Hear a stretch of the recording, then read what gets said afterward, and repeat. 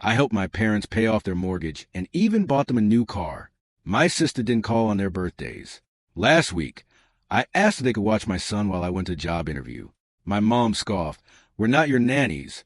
I didn't argue, I just walked away. For days later, they were at my door, begging to talk. Betrayal stings, doesn't it? But it hits different, deeper, when it comes from the people who are supposed to love you unconditionally. I used to believe that about my family, until I learned their love came with a hidden price tag, and I was the only one paying. See, I'm Julian, 33 years old, and my son, Oliver, he's my entire world. He's 4, and he's got this thing where he taps my shoulder twice before he says anything important, like he's giving me a heads up. It gets me every single time. His mom and I split a few years back. Thankfully, it was amicable. We share custody, no messy drama. I've worked really hard to keep things stable for him, even when my own life felt like it was falling apart. My parents live just 10 minutes away. They're retired, healthy, and honestly, they had plenty of time on their hands. For a long time, I actually thought I had the kind of parents everyone would dream of. Back when I was doing well in tech, before the layoffs, I helped them out. I paid off the rest of their mortgage, a pretty significant chunk I might add, and I bought them a brand new car for their anniversary. They didn't even ask. I just did it. It was my way of saying thanks for everything, you know? I didn't make a big show of it. Just handed them the keys in the driveway one spring afternoon. My dad teared up. My mom hugged me tight and said, "You're such a good son." And I believed her, every word. Then there's Karina, my older sister. She's 41, lives 2 hours away, but always manages to stay just far enough removed that she's never available. Holidays, birthdays, emergencies, doesn't matter. She works in marketing, always traveling for conferences. When she does grace us with her presence, maybe once or twice a year, she's always dressed like she's on her way to a red carpet. It's this performative warmth, you know? Big hugs, flashy smiles, selfie-ready enthusiasm.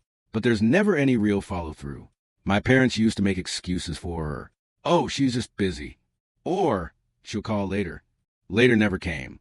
This year, Karina didn't even send a text for Dad's birthday. Nothing. No call, no card, not even a quick Facebook post. Mom pretended not to notice, but I saw her checking her phone all evening during dinner. I offered to set up a Zoom call, but Mom just waved it off, saying she probably has meetings. Dad tried to cover the silence by launching into a story about his high school track team. I played along, but that emptiness, that quiet letdown they refused to acknowledge, it just stuck with me. Now, let me be clear, I wasn't trying to be the golden child. I didn't do things to make my sister look bad. I just always believed that if you can help, you do. Simple as that. But it was getting harder and harder to ignore how incredibly one-sided it all was. Every family dinner, I brought dessert. Every holiday, I helped decorate. Every house problem, I was the one my dad called. The one time the water heater busted, I drove over with my tools and a YouTube tutorial. Meanwhile, Karina was posting "family is everything" quotes on Instagram from her hotel suite in Miami. Still, I just chalked it up to differences in personality. Maybe Karina just wasn't a show-up kind of person. Maybe my parents had accepted that, and I was the only one still stuck hoping she'd evolve. I figured as long as they knew they could rely on me, that was enough. Then came last Thursday. I had a job interview, my first real lead in weeks. The kind of opportunity that makes you rehearse your answers in the shower and iron your shirt twice. The problem was, it landed on a day I was supposed to have Oliver. It was short notice, and I didn't want to leave him with just anyone. So I called my mom. Easy favor, I thought. Just an hour or two. I even offered to drop him off with snacks, toys, everything he'd need. She answered on the second ring. "Hey, Mom, quick thing. Would you and Dad be able to watch Ollie for a bit tomorrow morning? I've got a job interview." It shouldn't take long. She didn't even let me finish. "Julian," she said, already sounding put out, "we're not your nannies." I blinked. My breath caught. "I didn't say you were. It's just an hour or two.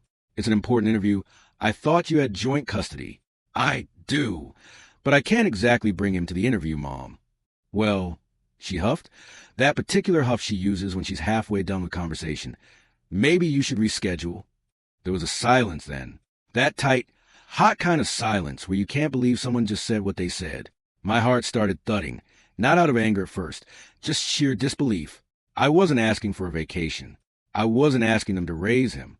I was asking for one small favor after years of showing up for them. And I realized in that moment, standing there in my hallway with Oliver pushing toy cars across the floor, that I wasn't shocked she said no.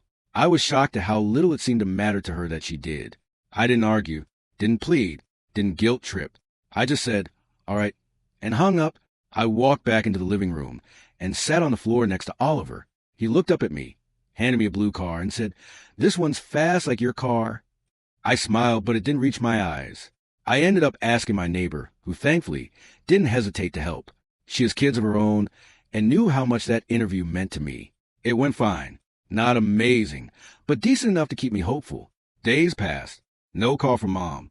No follow-up. No how to go. Nothing. Then, Sunday evening, there was a knock at the door. When I opened it, both my parents were standing there. My mom looked anxious, holding a Tupperware container like it was some kind of peace offering. My dad was quiet, hands in his pockets, eyes on the ground. I didn't say anything, just waited. Mom cleared her throat. "Can we talk?" And that's where things truly started to unravel in a way I never expected. They stood on my porch like strangers who'd wandered onto the wrong doorstep. Mom held that Tupperware like it was a white flag, but her eyes darted past me, scanning my living room like she expected backup. Dad just looked tired. Not physically, but in that way someone looks when they're caught in the middle of something they can't quite admit to. I probably should have asked what they wanted. Made them say it first. But old habits die hard. I stepped aside and let them in. Oliver was napping in his room, so I kept my voice low. "What's this about?" Mom sat down on the couch and placed the Tupperware on the coffee table, without a word. It was her lasagna. She always made it after an argument, the kind with extra mozzarella on top, as if melted cheese could smooth over everything unsaid. Dad hovered awkwardly near the window. "I shouldn't have snapped at you," she said eventually, eyes locked on the floor. I felt ambushed. I raised an eyebrow. "Ambushed? I asked for 2 hours of your time, so I could go to a job interview." Her lips pursed. "It's just, we're not young anymore, Julian. Watching a toddler is a lot. You know your father has back problems." Dad went slightly but didn't correct her. He's the kind of guy who would carry furniture with a slip disc if it meant avoiding a confrontation. "I wasn't asking you to run laps with him," I said. "Just sit with him, read a book, keep him safe." Mom sighed. "We're trying to enjoy retirement." "Honey, you make us sound like we're useless if we say no once." I sat down across from her. Her eyes flashed. She opened her mouth, then shut it again. The silence between us stretched, thick with old weight and new tension. And then came the kicker. "We've been talking," she said, shifting in her seat, "about boundaries." Something cold settled in my chest. "Boundaries?" Dad finally spoke. "Your sister says you've been putting too much pressure on us." There it was. Karina, always 2 steps removed, but somehow pulling strings from her cushioned perch. I shouldn't have been surprised. She and Mom had gotten closer over the past year. Not in a natural way, but more like people aligning their stories before a big meeting. Karina had started calling once a week again, usually to vent about work or humble brag about her newest project. Mom ate it up. "She's turning a corner," she'd said one night, beaming after a call. I just nodded. I'd heard it before. "She said that." I asked, keeping my voice even. "She's worried," Mom said. "She thinks you've got dependent." That one hit harder than I expected. I'd lost my job. I was raising a 4-year-old. Asking my retired parents for 2 hours so I could attend an interview wasn't dependency. It was survival. Mom crossed her arms. "We don't want to be taken for granted." I laughed, but it came out dry, bitter. "Taken for granted? I paid off your mortgage, bought your car, fixed your gutters last winter when Dad slipped on a ladder. Karina didn't even show up for Thanksgiving." Dad flinched, but Mom's face hardened. She has a demanding career. And I had one. I shot back, until I didn't. Funny how quickly that stopped matching. There was another silence. This one thicker, heavier. My mom looked away, and my dad suddenly found a speck of dust on his shoe to focus on. "I think you should go," I said quietly. She blinked. "Julian, no. I think you should go. Before you say something that makes it worse." They didn't fight me. They just stood up slowly. Mom left the lasagna. Dad gave me a quick, almost guilty nod before they walked out. The door closed behind them with a quiet thud, but it echoed in my chest for hours. That night, I lay awake thinking about all the little signs I'd ignored over the years. The Christmas when Karina forgot to bring gifts, but everyone still cooed over her new designer boots. The time she skipped dad's surgery because she was slammed with meetings and mom covered for her, saying it was probably better without the extra stress. The family trip I paid for, where she showed up late, demanded the master bedroom, and then left early after a single group photo. I kept brushing it all off, telling myself that family was messy, that some people love differently, but love shouldn't feel like leverage. A few days passed. No calls, no texts. I figured that was it. Maybe they'd circle back eventually. Maybe they wouldn't. Either way, I told myself I was done being the one to chase resolution. Then came a text from Karina. Can you give Mom a break? She's overwhelmed. You shouldn't have put her on the spot like that. I stared at it for a full minute before responding. She's overwhelmed? I asked for 2 hours of help, not a kidney. She replied, almost instantly, you've been pushing too hard lately. They're not your safety net. You made your own choices, Julian. That last line hit a nerve, because yeah, I did make my own choices. I chose to stay in town when Karina moved away. I chose to raise my son here, near family, hoping it would mean he'd grow up with grandparents who loved him. I chose to help whenever they needed it, because that's what family does. I just didn't expect the scoreboard to be erased the minute I needed something back. I didn't reply. A week passed. I focused on Oliver, on applying for more jobs, on figuring things out without leaning on anyone. And honestly, it felt good. Quiet but good. Until one night, I got a call from family friend Miss Lynn, who lived 2 doors down from my parents. Hey, Julian, he said, a little awkwardly. Everything okay with your folks? I paused. As far as I know. What? He hesitated. I saw your sister there the other day. She was hauling some stuff out of the garage with your mom. Looked like they were moving boxes.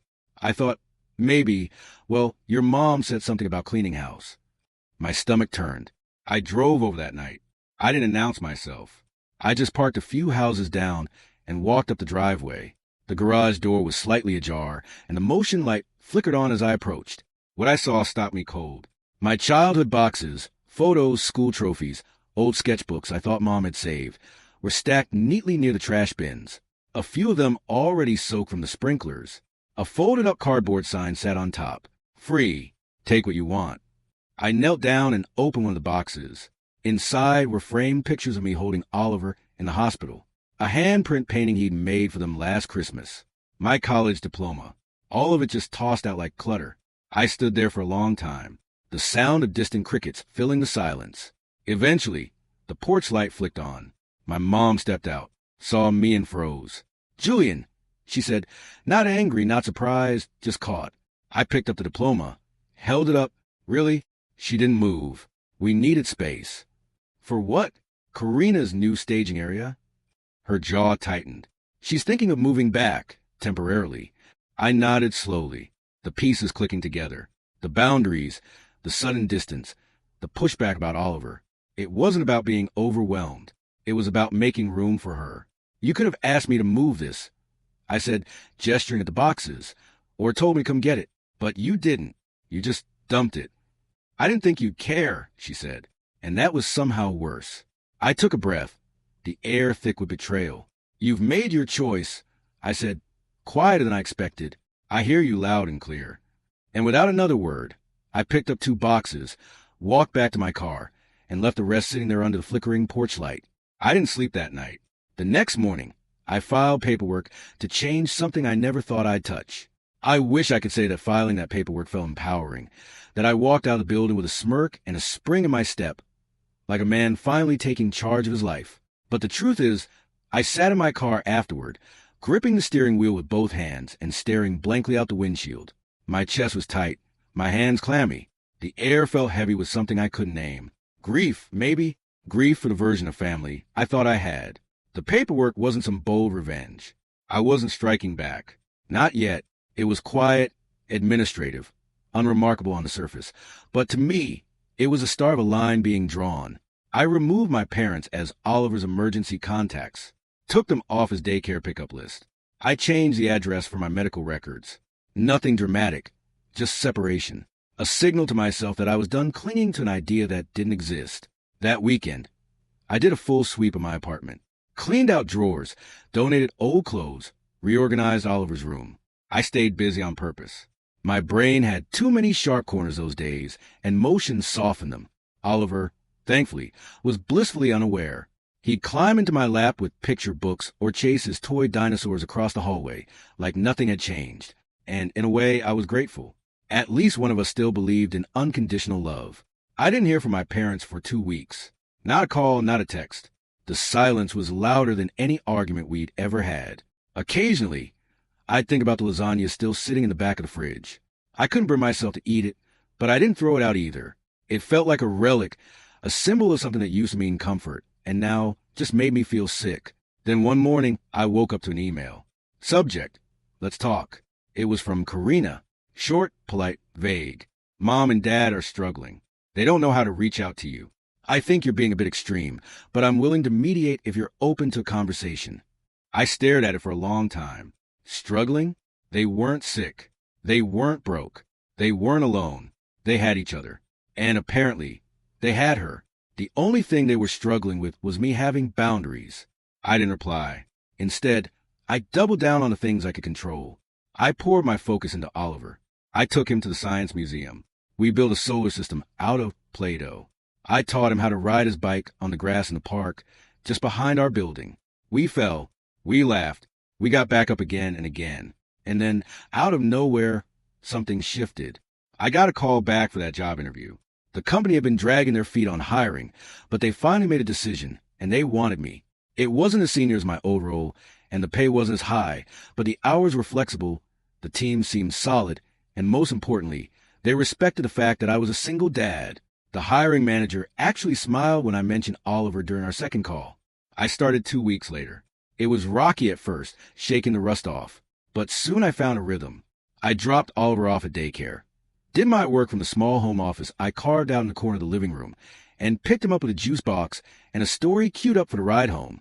It wasn't glamorous, but it was stable, and after the emotional storm I'd weathered, stability felt like luxury. What surprised me most during this time was how light I felt. Not all the time, of course. There were still pangs of sadness. Moments when I'd see a family at the park with doting grandparents and feel that sharp ache in my chest. But there was also relief, a release of that constant pressure to perform, to please, to maintain the illusion that everything was fine. Without that weight on my shoulders, I could finally breathe. One afternoon, I ran into Mr. Lynn again while walking Oliver. "You look good, Julian," he said, giving me a warm smile. "Less stressed." "Trying," I said with a shrug. He hesitated. "I hope you don't mind me saying this, but I always thought your parents leaned on you a bit too much. You were always the one fixing things. Nice to see you taking care of yourself for a change." I didn't know what to say. It was the first time someone outside the family acknowledged it. That silent imbalance I'd been carrying for years wasn't just in my head. "Thanks," I said. "Means more than you know." A few days later, I got a surprise call from an old friend, Danny. We used to work together in my last job before the layoffs.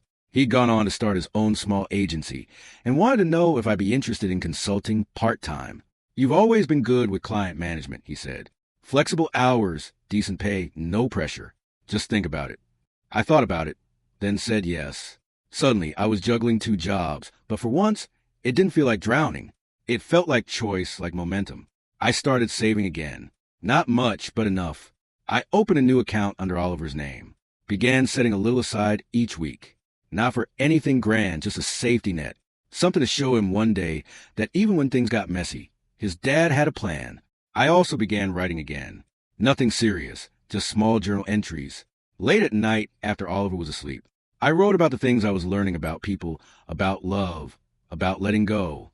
It helped, made me feel like I was shaping my own story again. Still, I'd be lying if I said the family stuff disappeared. It lingered like background noise. Occasionally, I'd get updates from distant cousins or mutual friends. Karina had apparently been driving down more often, helping declutter the house. Mom had joined some community garden group. Dad was playing chess at the local rec center. They were fine, thriving even, but not once did they reach out. Until one night, around 11 p.m., I got a call. Blocked number. I let it go to voicemail. A few minutes later, a message popped up. I played it, heart thudding. It was my dad. "Hey, Julian, I know it's late. Just want to say, hope you and the little guy are doing okay. I miss you. That's all." Short, scratchy, like he didn't want Mom to hear. I stared at my phone for a while, then deleted the message. Not out of spite, just clarity. I'd spent too long waiting for crumbs of affection. Apologies whispered in the dark. Promises that never made it to daylight. I wasn't going to teach Oliver that love was something you had to earn by being useful. Instead, I took him to the beach that weekend. It was cloudy, but he didn't care. He ran along the shoreline, chasing seagulls and giggling like the world was brand new. I stood there, toes in the sand, jacket zipped up to my chin, and felt something settle in me. Peace. Not closure. Not yet, but peace. A week after that, I got a letter in the mail. Handwritten, no return address. But I recognized the handwriting immediately. It was my mom's. The envelope was thin, just one sheet of paper inside. I unfolded it carefully, bracing myself for guilt, for veiled jabs, for passive-aggressive concern. Instead, it said, Karina's moving in temporarily. We didn't plan for it, but she's between apartments. It's been tense. Your father misses you. So do I. I know I hurt you. I don't expect you to forget that. I just hope one day we can talk. No expectations, no fixing, just talk. Love, Mom. I read it 3 times, and then folded it back up and placed it in a drawer. I didn't reply, not because I was angry, but because for the first time in my life, I was choosing when the conversation happened.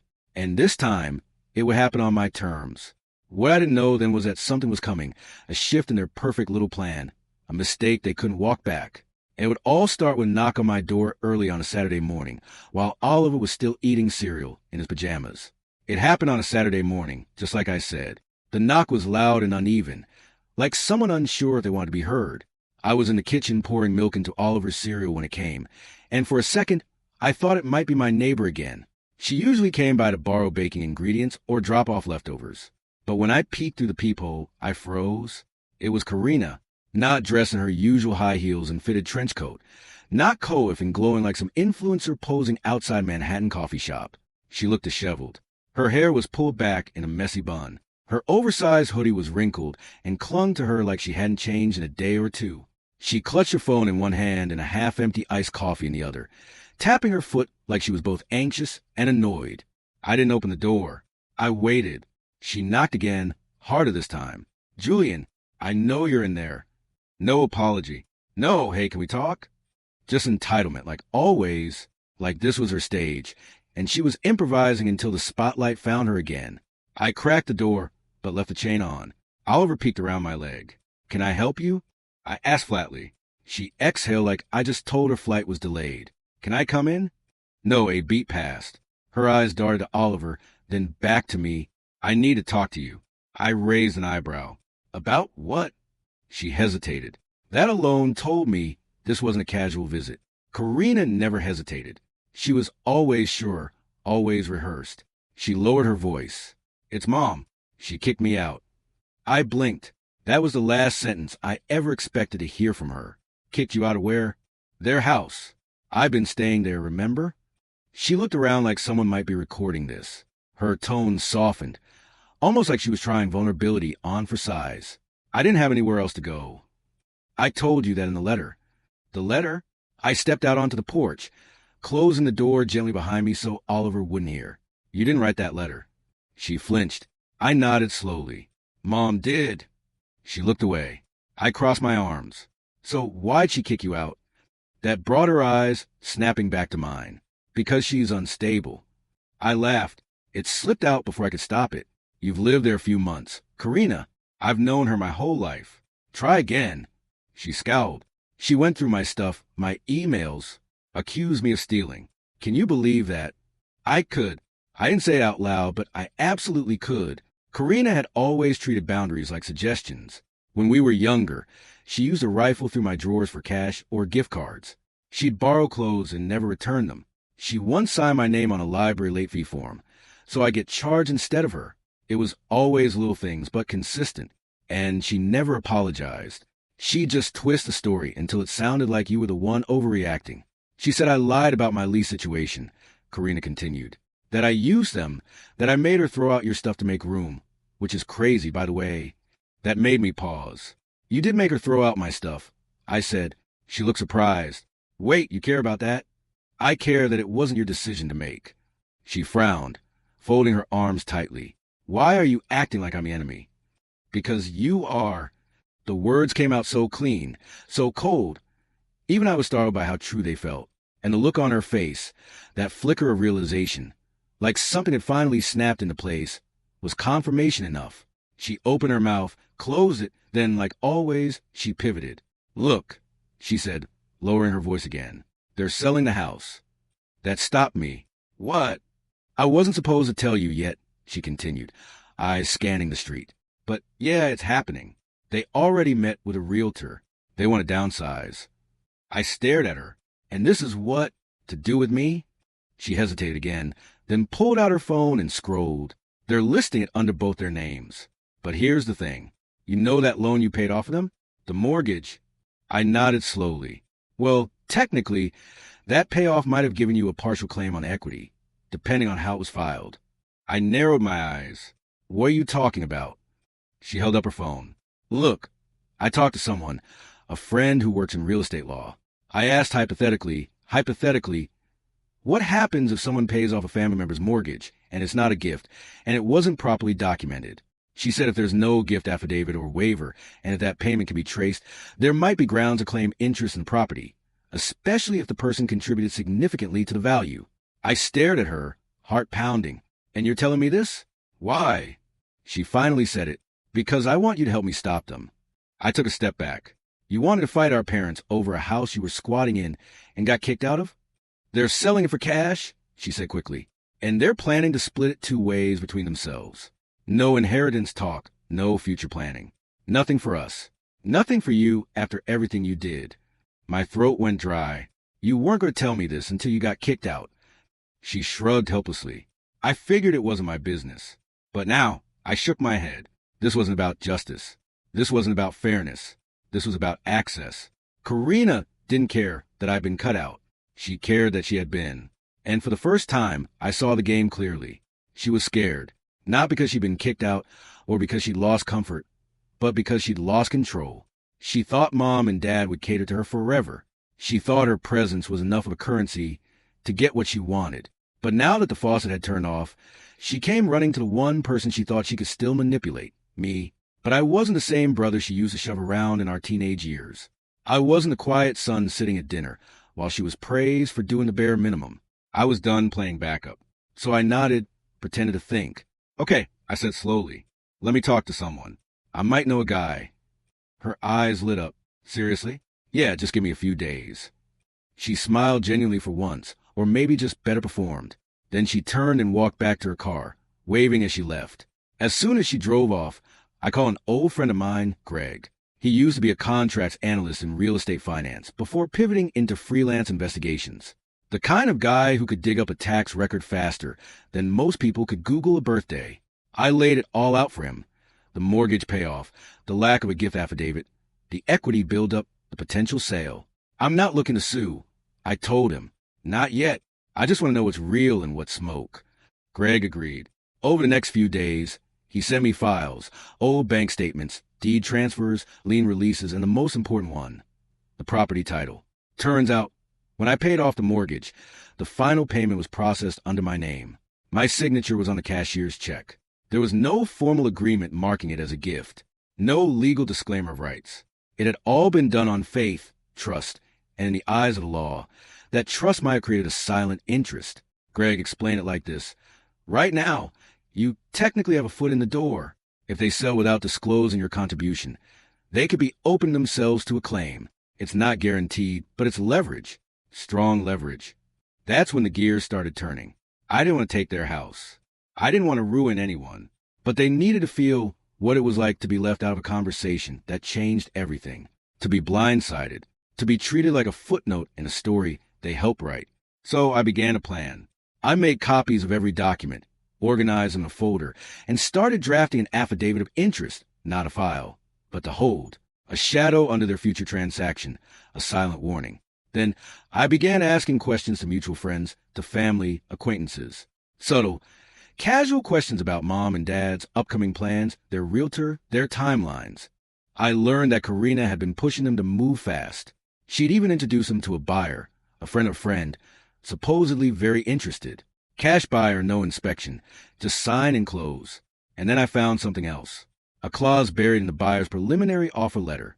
If accepted, It would include an AS's condition and a waiver of all prior claims and liens, including any disclosed or undisclosed financial contributions. Greg laughed when he read it. "This isn't a house purchase," he said. "It's a legal eraser." Karina wasn't trying to stop the sale. She was trying to secure it by getting me to sign something or stay quiet or file early and then settle quietly out of sight. She thought she could use my pain as a springboard. That's when I knew what I had to do. I called Greg back. "I want to stop them, but not with a lawsuit." He paused. "Then how?" I smiled. "With information. Because sometimes the best revenge isn't screaming in someone's face. It's letting them walk right up to the edge of comfort and pulling the rug out just before they settle in." The game had started. And for once, I wasn't playing defense. 3 weeks later, my parents' house was scheduled to close. The buyer, a man named Mark Feldon, was supposedly an investor. But Greg's digging revealed he was a shell figure tied to a small real estate flipping firm run by one of Karina's old college friends. It was clear what they were doing. Karina had brokered a deal that would slide the house into a friendly buyer's hands, flip it 6 months later, and pocket the back-end profits quietly, likely under the table. I wasn't supposed to know any of this.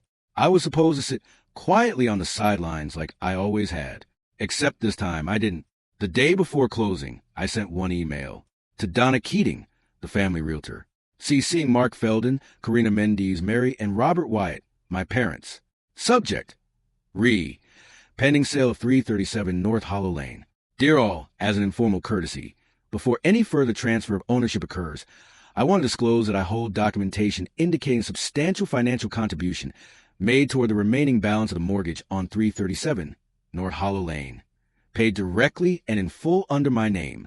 There was no accompanying gift affidavit signed, nor was any formal waiver of financial interest provided. My contribution may therefore constitute a claimable interest in the property under state law. I've attached supporting records for reference. I trust we can address this respectfully and legally prior to finalization. Please let me know how you'd like to proceed. Julian Wyatt. I didn't hear anything that night. Not a single ping. But the next morning, I woke up to 11 missed calls. 3 from Karina, 2 from Mom, 1 from a number I didn't recognize, Mark Feldon. I assumed the rest were all from Donna Keating, who probably hadn't expected the quiet younger son to suddenly throw a wrench into her carefully choreographed transaction.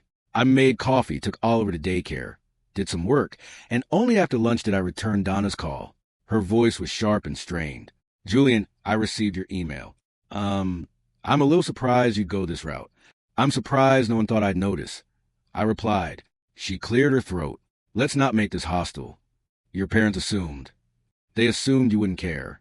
They were wrong." A pause. "Well, the buyer is now requesting an extension before closing. Legal review. Good idea. I don't suppose there's a way we can resolve this without jeopardizing the deal?" There was. Of course there was. I didn't want the house. I didn't want their money. Not directly. What I wanted was control.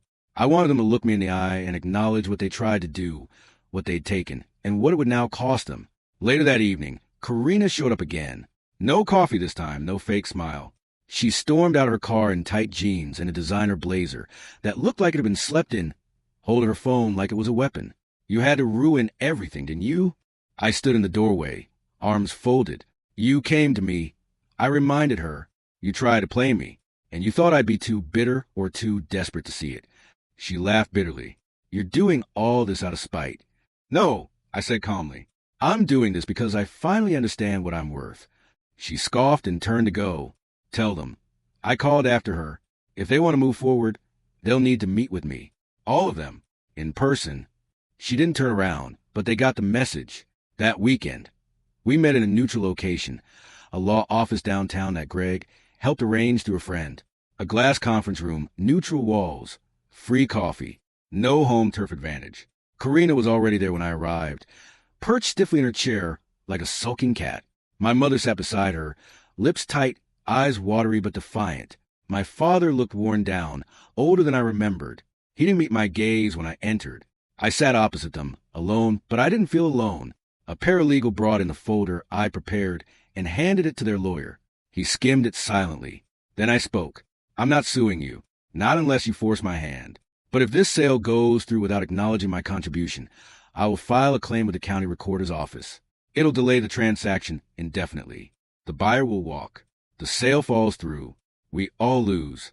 Silence. Then I leaned in. But if you're willing to sign a revised agreement, I'll waive any claim. Mom blinked. What kind of agreement? I turned to Karina. First, Karina is removed from any profits. All proceeds are split solely between you two. Karina's face turned red. She helped organize this. Mom protested.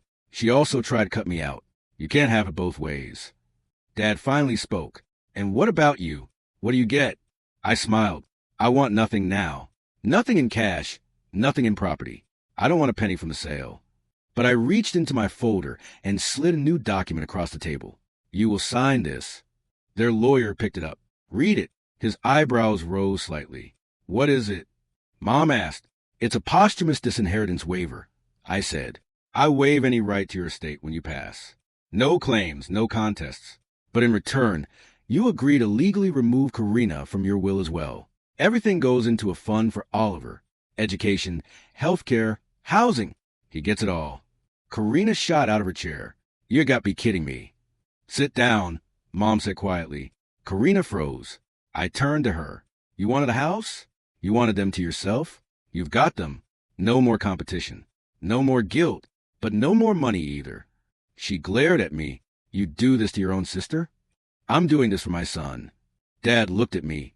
And for a brief moment, I saw something flicker in his eyes. Regret, maybe, or shame. And then he nodded. We'll sign it. Karina's jaw dropped. Dad. He didn't respond. The documents were signed by the end of the hour. Karina stormed out. Mom lingered behind, eyes full of something I didn't have a name for. I never thought it would come to this, she whispered. It didn't have to. She nodded slowly, then left. I walked out of that office lighter than I'd felt in years. It was over. No more backdoor deals. No more manipulation. No more quiet betrayals. Just clean, documented truth. A week later, I received a letter from the escrow company. The sale had gone through. A copy of the Education Fund Trust was enclosed, fully funded, untouchable by anyone but Oliver. A few days after that, I stood in Oliver's room watching him build a tower out of blocks. He looked up at me. Dad, can we go to the beach again? Soon, I said, smiling. Very soon.